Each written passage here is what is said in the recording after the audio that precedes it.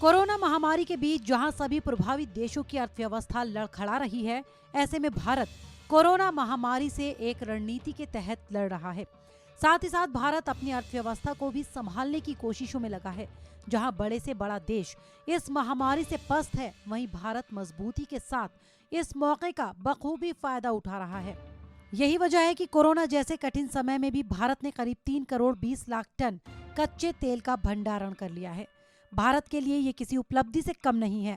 कच्चे तेल का भंडारण करने वाली बात खुद पेट्रोलियम मंत्री धर्मेंद्र प्रधान ने सोमवार को कही।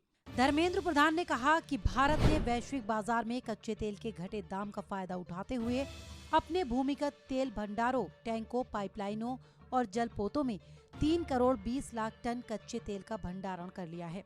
धर्मेंद्र प्रधान केंद्रीय मंत्री बता दें कि भारत दुनिया का तीसरा सबसे बड़ा तेल आयातक देश है। भारत पेट्रोलियम उत्पादों की अपनी जरूरतों को पूरा करने के लिए 85% की भरपाई आयात से करता है। साथ ही धर्मेंद्र प्रधान ने बताया कि कच्चे तेल की इतनी बड़ी मात्रा का भंडारण कैसे किया।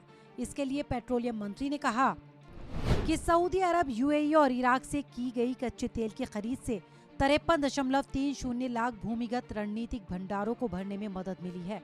वहीं 70 लाख टन तेल तैरते जलपोतों में रखा गया है।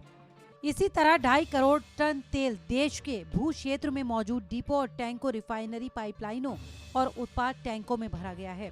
देश में रणनीतिक पेट्रोलियम भंडार का प्रबंधन करने वाली इकाई स्ट्रेटेजिक पेट्रोलियम रिजर्व लिमिटेड यानी ISPRL ने एक ट्वीट में कहा कि भारत सरकार की पहल की बदौलत हमने शेड्यूल के मुताबिक कच्चे तेल की बहुत कम कीमत पर पाडुर SPR को सफलतापूर्वक भरा है।